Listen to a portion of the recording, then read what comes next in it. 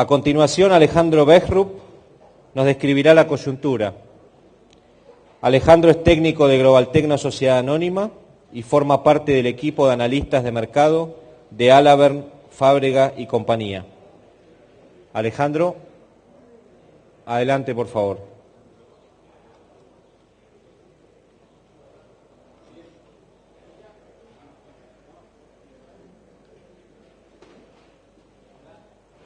Hola, ahora sí.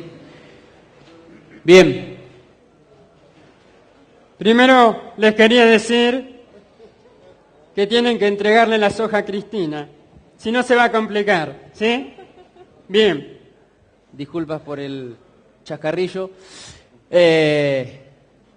Muchos dicen en el equipo nuestro que soy mejor como imitador que como analista de mercado, así que veremos después qué rumbo tomo, ¿eh?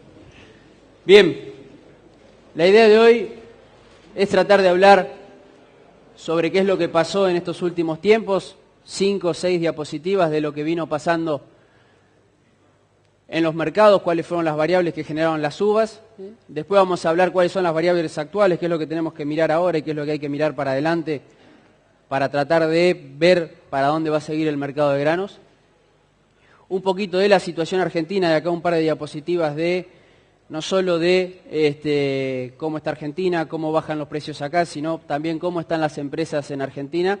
Y después lo que a veces digo, o a mí me gusta cuando uno da una charla, no solamente hablar de todo lo que está pasando, de todo lo más macro, sino tratar de entrar un poco a la empresa, tratar de bajarlo a la empresa, de ver con qué se come todo esto que vimos, todo muy lindo, pero con qué se come. Bueno, lo comemos o lo vemos con diferentes herramientas, diferentes estrategias comerciales y financieras que podemos aplicar después en nuestras empresas.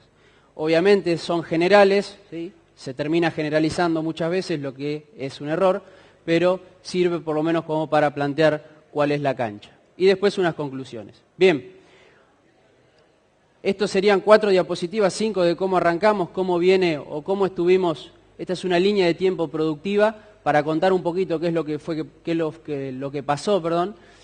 En 2006-2007 tuvimos problemas productivos en Unión Europea y Australia, 2007-2008 también, Brasil y Argentina 2008-2009, se perdieron 27 millones de toneladas en Rusia y Ucrania en 2010, se perdieron todas estas millones de toneladas en estos países y el año pasado escribimos la historia, ¿sí? Nunca había pasado en la historia de la producción de granos que Estados Unidos tenga 100 millones menos de toneladas de maíz, ¿sí? Con lo cual esperar precios mejores a los que vimos acá en esta época, por lo menos de corto plazo, parece bastante complicado, ¿eh?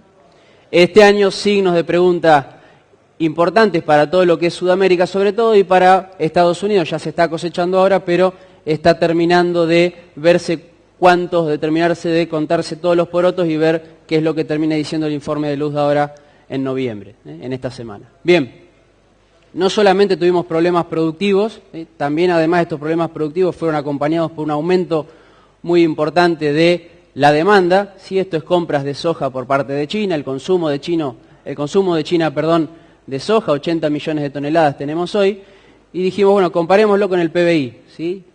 El aumento de consumo de China y las importaciones varían dependiendo del PBI, por lo que vemos acá no hay relación, ¿sí? PBI de 14, consumo X, el consumo siguió subiendo, cuando el PBI cayó el consumo siguió subiendo aún más, ¿sí? Entonces cuando uno habla de PBI de China, los problemas de China que puede haber o no, muchas veces cuando uno analiza esto no se encuentran correlaciones fuertes entre si China crece un poco más o un poco menos.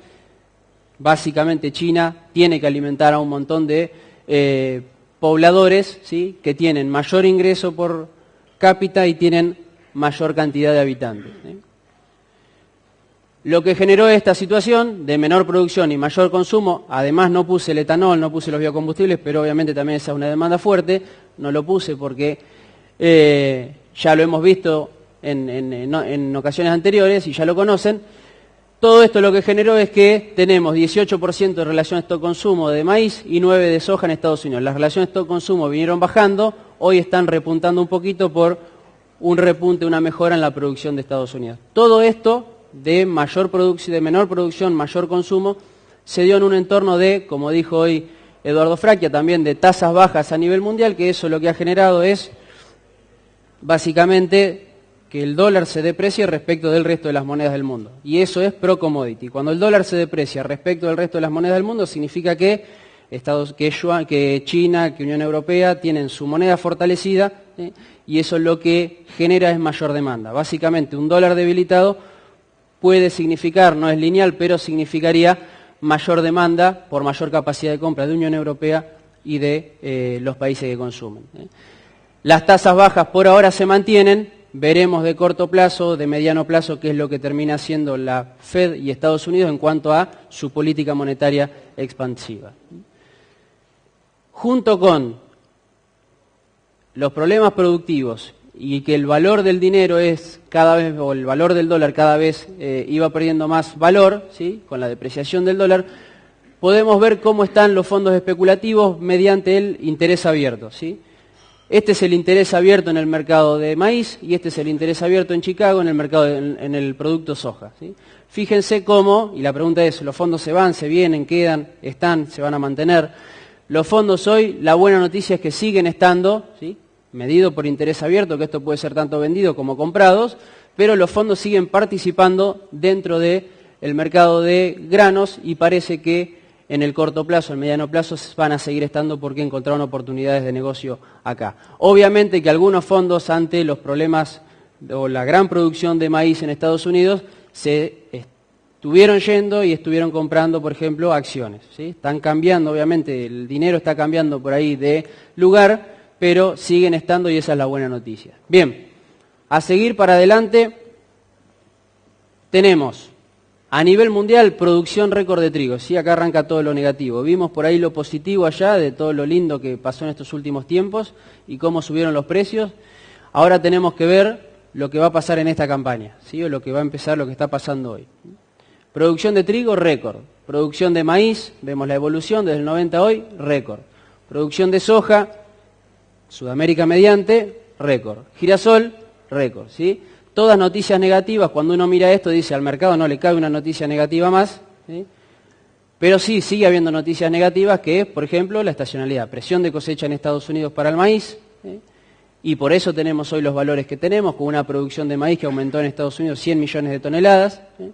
Presión de cosecha, hoy llevan cosechado el 73%. Y además, no solo es Estados Unidos lo que tenemos que mirar, ¿sí? ¿Cómo se lee esto? El tamaño de la esfera es la producción. Cuando más allá o más arriba del eje Y está la pelotita, significa exportación. Acá Estados Unidos, en la campaña 2007-2008, representaba el 65% de la exportación del mundo. Para acá, para lo que sería el eje, siempre me cuesta, el eje X, sería consumo, ¿sí? El principal consumidor, productor y exportador del mundo es Estados Unidos. ¿Quién era el segundo exportador del mundo en aquella campaña? Argentina. Brasil tercero, Ucrania cuarto. ¿Sí? Sudeste de Asia acá como importadores, fíjense después la pelotita, sudeste de Asia acá y China acá. Pasamos a 2010-2011, subió un poquito Ucrania, aumentó la producción Brasil, Argentina se mantuvo, bajó Estados Unidos, China empieza a consumir algo más y quizás a importar, y el sudeste de Asia también bajó. Y fíjense la siguiente, Ucrania y Argentina al mismo nivel, Brasil al mismo nivel como exportadores, ¿sí? No solamente es Estados Unidos exportando maíz, le tenemos que sumar ahora a Ucrania con 20 millones o 18 millones de toneladas para esta campaña y Brasil también con 18 millones de toneladas para esta campaña. Hoy Argentina, Brasil y Ucrania se estima que vayan a exportar en esta campaña que viene 18 millones de toneladas. Creo que Argentina no va a llegar a exportar esas 18 millones de toneladas el año que viene. Probablemente pasemos a ser nosotros el cuarto exportador de maíz mundial.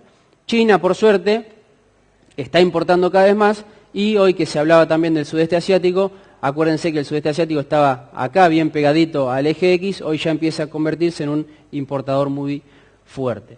Entonces, no solo es Estados Unidos en maíz, empecemos a mirar también a Ucrania y a Brasil. Ucrania, para que se den una idea, hace 3 años atrás exportaba 4 millones de toneladas, ¿sí? Hoy va a exportar 18 millones de toneladas de maíz.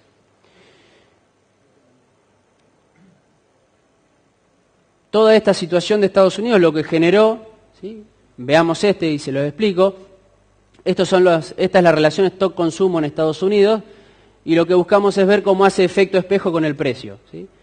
Bajan los stocks en Estados Unidos, que esto fue campaña 10-11, a medida que iban pasando los informes del Departamento de Agricultura de Estados Unidos, bajaban los stocks, subían los precios. Subían o se mantenían los stocks, bajaban los precios. Este es el efecto espejo que se ve. ¿En dónde estamos hoy? En que los stocks subieron del 7%, la relación stock-consumo subió del 7% el año pasado al 15% de este año y los precios, fíjense cómo se cayeron. Difícil de nuevo, el año pasado escribimos la historia, 100 millones de toneladas menos, no había pasado nunca en la historia de la producción, un tamaño magnitud de caída de producción, y claramente tuvimos esos precios por esta relación stock-consumo. Ante esa situación, los fondos especulativos, que estaban comprados allá por septiembre del año pasado en 45 millones de toneladas, hoy están vendidos en casi 20 millones de toneladas. Y este es el saldo neto de los fondos especulativos, hoy están vendidos en maíz.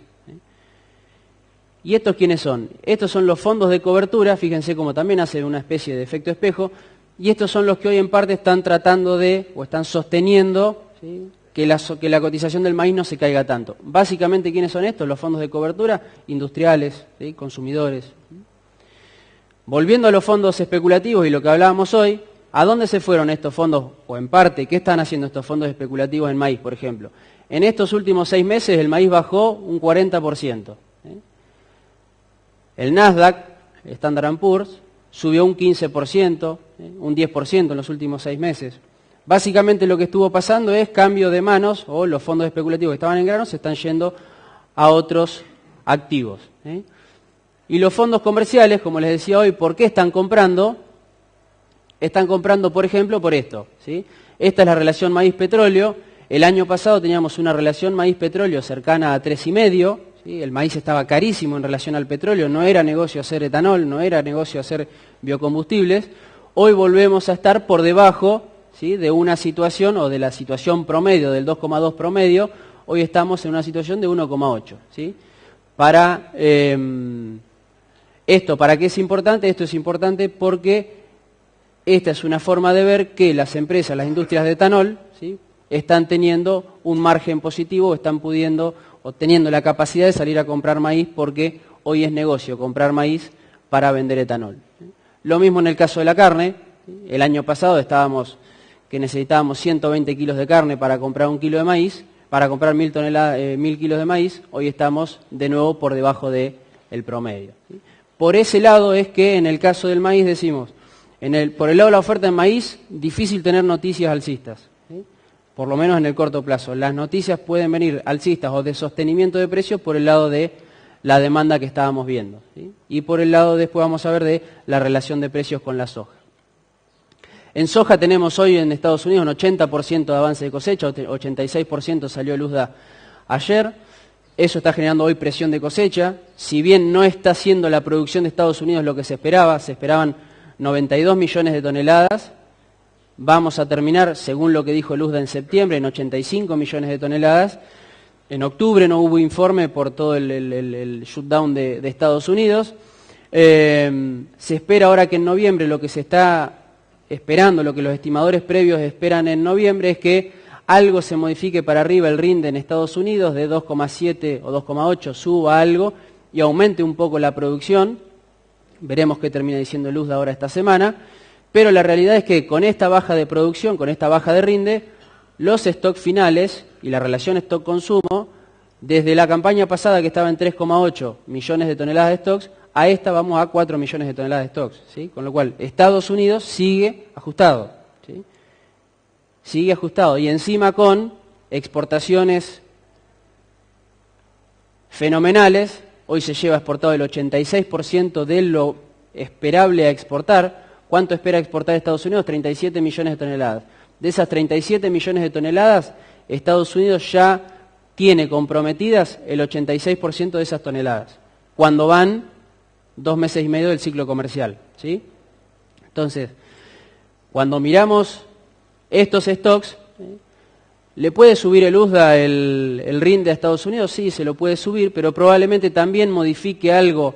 Si sube la producción, modifique algo de aquí de la demanda, que puede ser la exportación, y entonces los stocks se pueden llegar a mantener en estos niveles de precio. El informe de USDA puede ser bajista, pues se espera más producción ahora esta semana, y puede bajar ahora el viernes. Pero hay que ver después cómo se rebalancea la situación de demanda que haga que los stocks no se modifiquen. Con semejante cantidad de exportaciones es probable que el mercado siga pidiéndole algo más a Estados Unidos. ¿Cuándo va a entrar la soja sudamericana? Y recién en febrero. Así que si todavía hasta febrero tenemos 3 meses o un poquito más, podemos llegar a tener más ajuste de stocks en Estados Unidos. Cuando vamos a ver la relación stock-consumo, el mismo efecto espejo que veíamos en el caso del maíz, lo vemos en el caso de la soja. Bajaron los stocks, subieron los precios. Aumentó la relación stock-consumo, bajaron los precios. En esta campaña estamos viendo que en Estados Unidos bajan los stocks o baja la relación stock-consumo, pero también bajan los precios. ¿Sí? Parecería una situación no acorde con el efecto espejo que estamos hablando. ¿Qué pasa? Y estamos viendo una sola parte de la película, es Estados Unidos. Y además venimos de precios espectaculares, pero estamos viendo una sola parte de la película. ¿Por qué, a pesar de que se dé esto en Estados Unidos, los precios siguen bajando o están con presión negativa? Por ingreso de cosecha, por un lado, y por la excelente o la gran expectativa de siembra de soja en Sudamérica. ¿Sí? Se esperan 2 millones de hectáreas más en Brasil, algo más en Paraguay, algo más en Uruguay. En Argentina, gran signo de pregunta. Probablemente el maíz le pasa algo a la soja, el girasol también, pero ¿cuánto campo se deja sin arrendar? ¿Cuánto campo está muy enmalezado y va a perder potencial de rinde?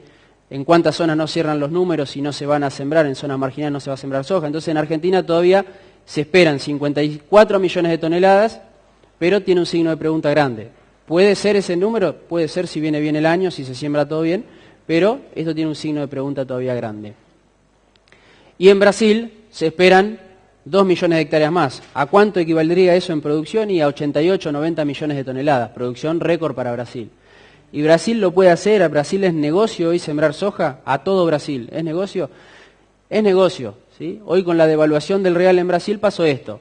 ¿Sí? Yo acá tengo la soja en dólares. Esta es la evolución de la soja posición julio en dólares. Se ve de este lado. Y esta es la soja en reales. ¿Sí? Fíjense sobre todo en los últimos 2 o 3 meses, cuando bajó la soja, fíjense lo que hizo en reales. En reales subió. ¿Esto qué es? Depreciación del tipo de cambio.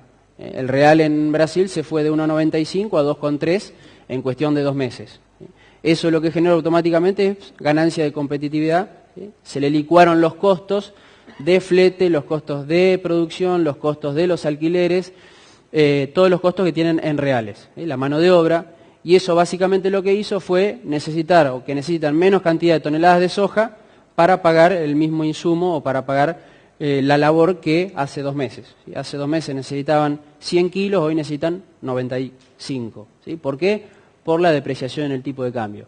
Cuando lo vemos como precio de dolor, ¿sí? Nosotros armamos el precio de dolor en Brasil, a qué tonelada o a qué valor por tonelada, después lo vamos a ver bien, cuál es el precio mínimo de venta que yo necesito, ¿sí? Para no perder dinero. Bueno, en Brasil, en Mato Grosso, miremos esta parte de acá, que es Mato Grosso, la zona más lejana del puerto, 1.600 kilómetros, por ejemplo, en el caso de Sorriso. En esta zona, el precio de dólar está en dólares en $430. Con una soja de $450 es negocio ahí, ¿sí? Ahora, si tenemos un real que se va de 2.22 como está hoy, o 2.20 como está hoy, a 2.40, claramente esta barrita, ¿sí?, de costos, al tener tantos costos en reales, bajaría de los $430 a 390. Entonces el margen, si el precio en Estados Unidos se mantiene, el margen sería mayor. ¿Sí? Entonces acá es cuando hablamos del put natural, el piso natural de precios que tiene la soja. Y tiene que ver con la distancia al puerto y con los costos de producción de estas regiones lejanas de Brasil. ¿Sí? El piso natural, a la foto de hoy uno dice, y el piso natural de la soja podrían ser $430 Chicago. Ahora, empecemos a mirar también el tipo de cambio de Brasil. Sigámoslo de cerca. Como les decía hoy, en Argentina veremos qué pasa, se espera una gran superficie sembrada. No solo es ver qué pasa con cuánto de maíz se va a soja, cuánta área se termina o se deja sin sembrar en algunas regiones marginales, algunas regiones que están lejos o que tienen problemas de producción. Ahora llovió por suerte y quizás si no hubiese llovido iba a haber más gente acá, pero por ahí con caras más largas. Hoy estamos por ahí un poco más contentos porque hemos tenido buenas lluvias, pero en definitiva, el clima viene muy volátil, ¿sí? Seguirá estando volátil y es lo que vamos a tener que mirar bien finito en enero-febrero para ver si capturamos alguna posibilidad de tener un mejor precio. Como decimos, el partido de la soja es largo, ¿sí? Buscamos siempre, hoy Eduardo hablaba de, al inicio hablaban de Newell's o Rosario, bueno, nosotros hablamos de Boca porque es la cancha para nosotros más representativa del país. El partido de la soja es largo, allá arrancamos por enero, febrero sembrando soja en Estados Unidos, por marzo, abril sembrando soja en Estados Unidos, tuvimos el climático de Estados Unidos, hoy Estados Unidos está cosechando, está terminando, parece hasta hoy que vamos ganando el partido 1-0, ¿sí? Hoy lo estamos ganando 1-0, ¿por qué? Porque acá en el climático americano no llovió lo que se esperaba, hubo problemas de siembra por exceso de humedad en Estados Unidos, y la producción en vez de ser de 92 termina en 85, 7 millones de toneladas menos. Hoy el partido por el lado de producción lo estaríamos ganando. La pregunta es ¿qué va a pasar con la siembra de Sudamérica, con el climático sudamericano? Si va a ser bueno, si va a ser malo. Ante esta situación que tuvieron de problemas climáticos acá y menor producción, como les decía, el mercado va a estar muy pendiente en enero y febrero de qué es lo que pasa con Sudamérica, qué es lo que pasa con el climático sudamericano, y después con la cosecha nuestra, cómo termina. La pregunta es, hoy estamos 1-0, lo ganamos 1-0, nos mantenemos acá, terminamos empatados o lo perdemos 4-1 si es que después del segundo tiempo Sudamérica llueve espectacular, se siembra más área de lo esperado o lo que se espera, llueve perfecto y tenemos 90 millones de toneladas en Brasil, 55 en Argentina, si viene todo perfecto se puede llegar a dar, ¿sí? Entonces ese es un escenario. Es un escenario que se puede dar, después vamos a ver qué alternativas de cobertura tenemos. Por último, y volviendo también a lo que hablábamos de stock consumo en Estados Unidos, uno mirando la producción esperada para Sudamérica puede ser realmente muy bajista o esperar precios más bajos. ¿Hasta dónde? Y depende de lo que haga el real también, ¿sí? Pues si no los brasileños empiezan a no vender porque no les cierra, ¿sí? Si el real se queda donde está y la soja baja a 4.30, 4.20, como veíamos a Mato Grosso, no le cierra, ¿sí? Entonces también hay un piso, estamos en una cancha bastante marcada. Pero, como les decía hoy, la relación stock-consumo en Estados Unidos va y pesa muy fuerte, ¿sí? Y esa relación stock-consumo lo que generó en estos tiempos es que hoy el tener una relación stock-consumo muy baja en Estados Unidos en soja y muy alta en maíz, hoy lo que genera es relaciones de precios futuras, ¿sí? Cuando hablamos de hoy de la cosecha disponible, hoy la soja en Estados Unidos vale 2,7 veces lo que vale una tonelada de maíz, ¿sí? Está carísimo cuando el promedio es 2,1. Ahora, mirando la campaña 14-15, ¿sí? Yo me paro hoy en estos meses, hicimos el promedio de a cuánto está esta relación para la campaña que viene, que la van a sembrar los americanos en mayo, en marzo, abril. Hoy esa relación está favorable a la soja, ¿sí? ¿Qué pasó en el pasado cuando hubo relaciones favorables a la soja? Una relación normal, les decía, es 2,1, si está por encima 2,3 significa que la soja está cara, si está por debajo significa que el maíz está caro respecto a la soja. ¿Cuándo estuvo caro el maíz? En la campaña 2007-2008, ¿sí? Yo me paraba en el 2007, miraba lo que iba a sembrar, sembraba pensando o mirando que la relación futura era de esto. ¿Qué pasó en ese año? Y el maíz, fíjense cómo aumentó la producción, la superficie sembrada en Estados Unidos y cómo cayó la soja. En los años anteriores, ¿sí? 2006 y 2007, la relación era más favorable a soja y la soja tendió a subir levemente respecto del maíz. El maíz bajó en área, la soja subió en área. El gran desfasaje se dio acá. La gran pregunta de lo que hay que seguir de corto plazo es cómo se va a ir reacomodando eso. ¿El maíz puede bajar mucho más? Y tiene un globo aerostático que se llama la soja y la soja es el que lo levanta. Ahora, la soja puede bajar mucho más y tiene un maíz que es una mochila gigante y de eso es lo que hablamos cuando hablamos de relaciones de precio, ¿sí? Hoy el maíz puede llegar a estar en parte también sostenido por la soja y la soja no se dispara más en base a las problemáticas climáticas de Estados Unidos, no se dispara más y a la gran demanda porque tiene la mochila del maíz, ¿sí? Entonces hay que ver ahí en el tire y afloje cómo se termina reacomodando esta situación en el mediano plazo. Entonces, para cerrar la parte de mercado internacional, seguir cómo sigue o ver cómo sigue la política monetaria de Estados Unidos creo que es fundamental, ¿sí? Cómo sigue las tasas, si siguen con tasas bajas, si seguimos con emisión, en base a eso ver qué van a hacer los fondos especulativos. Hoy tenemos presión de cosecha en Estados Unidos muy fuerte, ¿sí? Está entrando hoy ya el 80% de la producción. China, por suerte, viene aumentando muy fuerte su ritmo de importaciones, sigue estando muy activa, a pesar de tener un PBI que baje o que suba. 5 minutos. A pesar de tener un PBI que suba o que baje, el consumo se mantiene. Vamos a stock mundiales altos en maíz, stock de soja ajustados en Estados Unidos, y la producción sudamericana vamos a tener un mercado climático bien fuerte y hay que seguirlo. Bien, vamos a Argentina y rapidito, porque si no después la parte final, que es la más interesante, la paso rápido. Bien, en Argentina tenemos premios y descuentos del 0 para arriba. Significa que nos pagaron un premio, esto es en promedio en los últimos años, del 0 para abajo tuvimos un descuento de precios, esto es maíz. El año pasado o en lo que va de este año, esto es comparado con el precio FOB Golfo, ¿sí? Si alguno dice contra el FAS teórico puede haber un error, no, esto es comparado contra el FOB Golfo. Tuvimos en lo que va de este año un descuento en el caso del maíz de $25 por tonelada respecto del FOB Golfo. Respecto a la capacidad de pago de la industria, en soja no tuvimos prácticamente ni premio ni descuento. Y en trigo, ¿sí?, tuvimos esta situación, Moreno venía por acá pisando fuerte y acá se le escapó la tortuga, como decía Diego, ¿no? $120, $125 mínimo, ¿sí?, de premio respecto de los trigos internacionales. El trigo argentino es el más caro del mundo, ayer el mercado bajó $90, no lo alcanzamos a actualizar, bajó a 590 acá la posición disponible, porque ya viene el ingreso de la cosecha. Antes de pagar esto es preferible parar el molino y esperar a que entre la producción. Y la gran pregunta es, ¿importan, no importan? ¿Se importa trigo, no se importa trigo? Diciembre, enero tenemos estos valores, también ayer bajaron $6-7. Si hoy importamos trigo, si hoy un molino importa trigo desde Estados Unidos, puesto en el puerto acá, bajado al camión acá en Rosario, debería pagarlo $380. ¿Sí? Si lo trae del Mar Negro, esto es sin contar el arancel externo común, ¿sí?, que hay, porque supuestamente lo pediríamos para algunas toneladas darlo de baja, el arancel externo común del Mercosur. Si traemos trigo del Mar Negro, debería valer $340.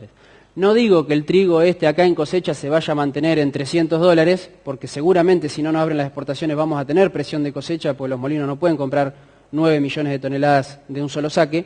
Entonces en enero, diciembre vamos a tener presión de cosecha. Si necesito vender el trigo a cosecha, me parece que a estos valores ya algo voy haciendo, y después vamos a ver que a la posición julio tenemos algunas alternativas, como por ejemplo un put de $268 para hacer ese piso de precio y olvidarnos de ese trigo. Entonces, si Argentina importa trigo, debería estar en esos valores dependiendo del origen, ¿sí? Entonces a un molino probablemente aparezca la noticia ahí, si importan trigo, ¿cuánto trigo se va a importar? Un barco, 2, 60.000 toneladas. ¿Cuánto impacta? Impacta seguramente la noticia, pero no es representativo en el volumen total. Cuando vamos a avance de siembra de maíz, mechando un poquito con lo local, con lo que viene pasando en maíz, este es el promedio de avance de siembra, esto es el avance de siembra del año pasado y esto es lo que llevamos ahora. A nivel país llevamos sembrado el 35% del maíz, ¿sí?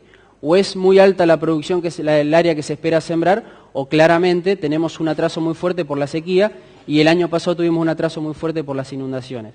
Esto me preocupa y me preocupa sobremanera, ¿por qué?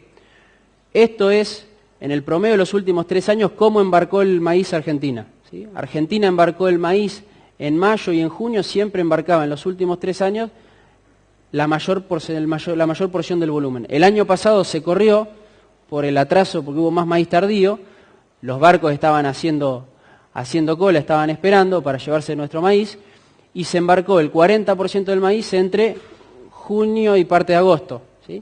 Este año, que se corre aún más todavía la siembra de maíz, que no va a haber maíz temprano, no va a haber tanto maíz temprano, me preocupa que estemos embarcando nuestro maíz o estemos empezando a competir en septiembre con Estados Unidos. Entonces, cuidado con el maíz tardío, busquemos alternativas comerciales para tratar de que no se nos complique cuando querramos embarcarlo allá en septiembre. El año pasado había cola de barcos porque no había en Estados Unidos y porque nosotros teníamos maíz tardío, y este año probablemente esa cola de barcos no esté. ¿Qué tenemos hecho hasta hoy a nivel país? Tenemos hechas coberturas por el 10% de trigo, el 3% de cebada, el 5% de maíz, pensando para la campaña que viene, el 3% de soja y el 2% de girasol. Y con respecto al año pasado, el año pasado en algunos productos decíamos que a esta altura era bajo el nivel de cobertura. Este año ni les cuento, ¿sí? Fíjense, 2013-2014 versus 2012-2013, coberturas muy bajas, Y encima, cuando uno analiza cuánto de esta soja del 3% está fijado, está con precio, el 90% de lo que se comprometió está sin precio, ¿sí? Con lo cual no tiene precio. Esto me pareció muy interesante mostrarlo, ¿sí? Las empresas en Argentina, qué es lo que viene pasando con ellas, de la macro ir bien a la micro. Empresas totales en Argentina vienen desapareciendo, pero lo que más me preocupa es la línea verde, o lo que nos preocupa como sector, obviamente nos preocupa todo, pero como sector preocupa esto.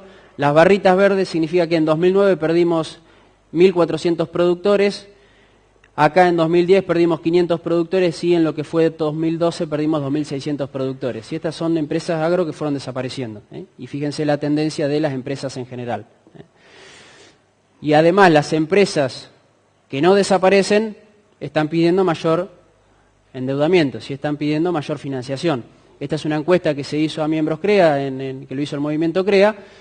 El año pasado, en promedio, el 28% de los productores pidió financiación, se financió su capital de trabajo, y este año aumentó un 11%, casi el 40% pidió financiación. Y además hay mucha más refinanciación de deuda que el año pasado. Precios de dolor para tomar decisiones. En esta zona, con renta cero, yo vendo a $260 la soja y salgo hecho. Obviamente en general, después cada cual haga su cuenta. Si le pongo un 20% de renta, para tener un 20% de renta, necesito vender mi soja a 310. En el caso del maíz, 140 y 170. ¿Sí? Más o menos hoy, con las coberturas que tenemos, podemos jugar un poquito con las diferentes estrategias que tenemos y ahora las vamos a ver. No solamente es cobertura de precio. Esta campaña, que los números son ajustados, es fundamental hacer un buen combo entre ser más eficientes y entre utilizar muy bien la financiación.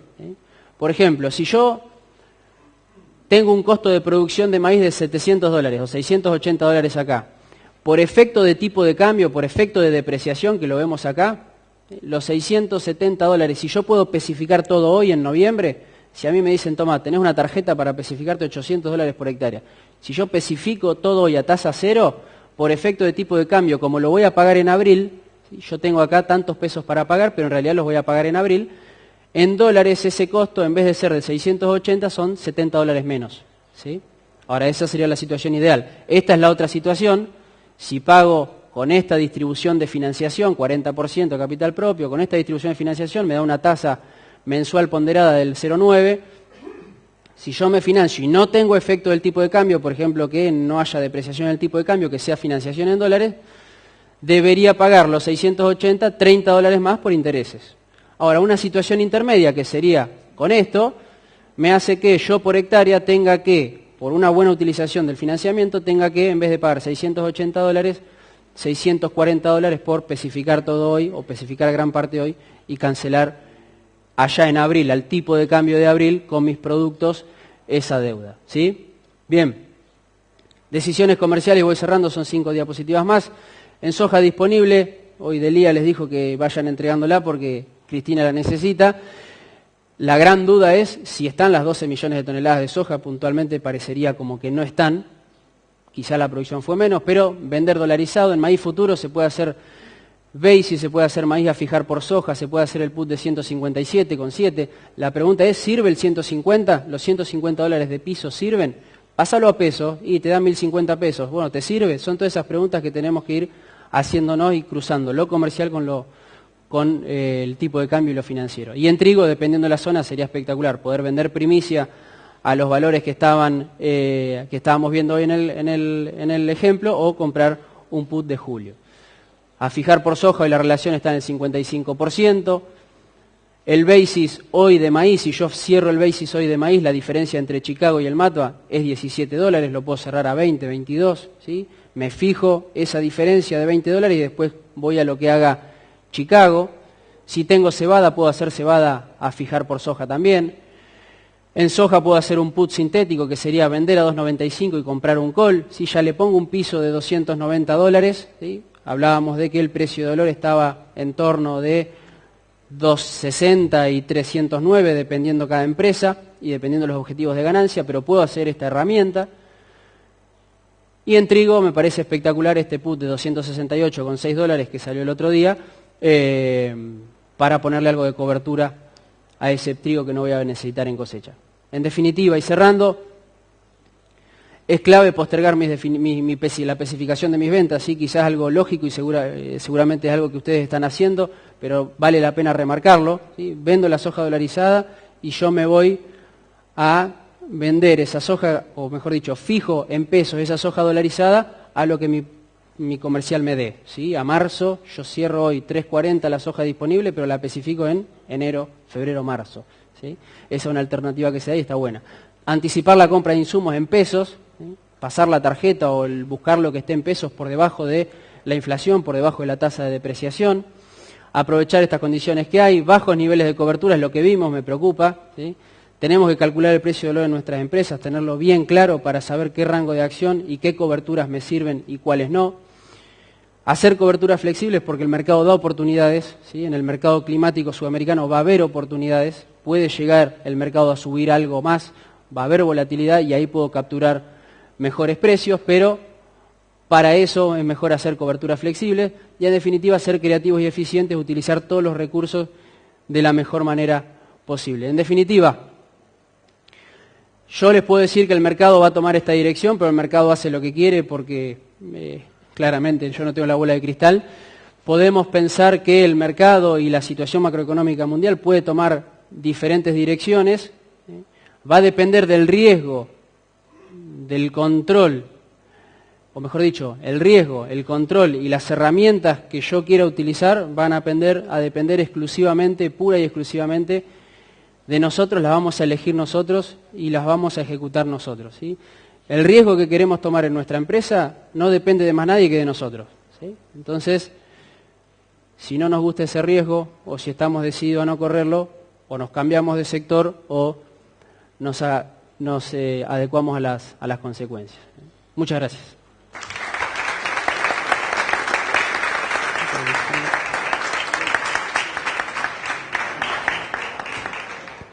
Muchas gracias, Alex.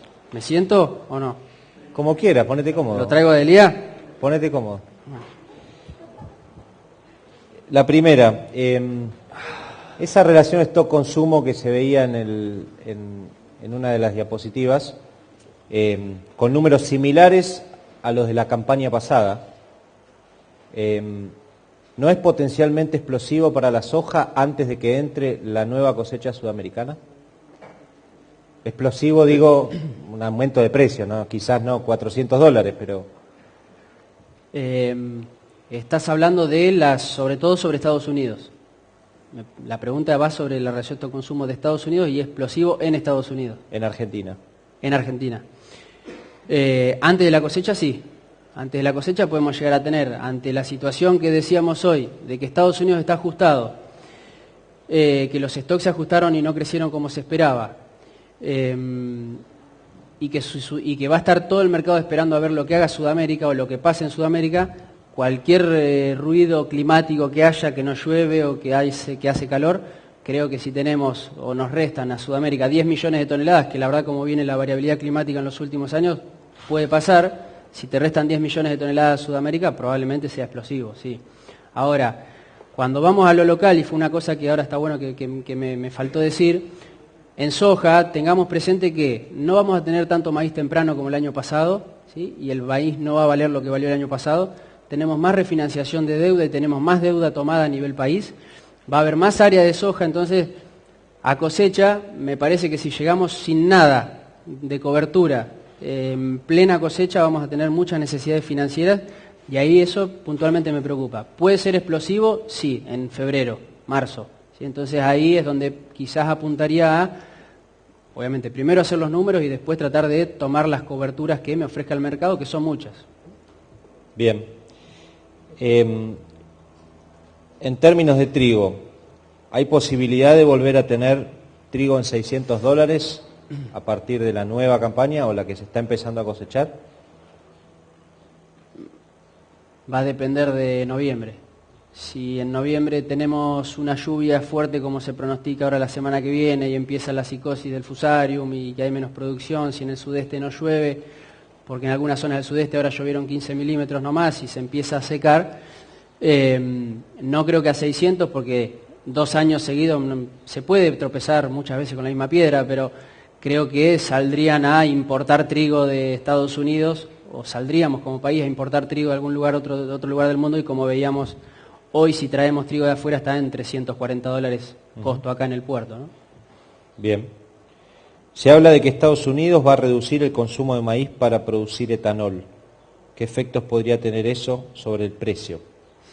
Bien. ¿Sería significativo? Es la pregunta. Lo que se habló en su momento, o hará un mes y pico atrás, fue que Estados Unidos habían visto que al tener mayor eficiencia en el uso de combustibles, como los autos tienen mayor eficiencia en el uso de combustibles, se redujo el consumo total de combustibles y eso podría llegar a generar que también se reduzca la cantidad de etanol necesario para cumplir el corte del 10%. Por ahora me parece que hay que estudiarlo un poquito más. Más allá de eso, sí creo que ya se llegó a un techo importante, ya venimos de 3 o 4 años consecutivos que estamos en un rango de consumo de maíz para etanol en Estados Unidos de entre 120 o 118 y 124, 125 millones de toneladas. Parecería como que eso llegó a un tope y tiene que ver también con el corte de biocombustibles o de etanol en Estados Unidos. La pregunta que me surge quizás, y es para profundizar y analizarla más a largo plazo, es ¿qué pasa si no tenemos la gran demanda del etanol, ¿sí? Y seguimos con una demanda demográfica de crecimiento de la población en el caso del maíz y la producción sigue aumentando como viene aumentando, ¿sí? Me parece que esa es la pregunta, pero si se llega a dar eso de que tenés menos, para contestarte, si tenés menos consumo de etanol y las producciones siguen aumentando como aumentan, claramente el consumo, la tendencia, lo grafico acá, si la tendencia del consumo con etanol era así, la tendencia sin etanol del consumo va a ser probablemente mucho más tranquila. Entonces, si la tendencia de consumo se achica y seguimos con aumentos de tasas, seguimos con aumentos de producción altos, probablemente en algún momento tengamos mayores stocks y quizás menores precios. Bien. Y la última, ¿cuáles son los motivos de la alta brecha de precio entre girasol y la soja? Esa es la difícil, por eso la dejé para el final. Viste que no puse nada de girasol. Sí. Había puesto un gráfico en la presentación había puesto un gráfico de área de girasol. Vamos a nivel Argentina a la superficie más baja de los últimos 35, 40 años en girasol. Me parece que la fortaleza del girasol es interna más que externa. A nivel mundial tuvimos un aumento del 12-13% de producción de girasol en un mercado de 38 millones de toneladas, como veíamos hoy. Baja producción récord, aumenta a 4 millones de toneladas la producción y es un palo grande para el girasol a nivel internacional. El principal consumidor es Unión Europea del aceite de girasol y Unión Europea está bastante debilitado, con lo cual el consumo quizás y la capacidad de pago no es la que era hace un tiempo atrás.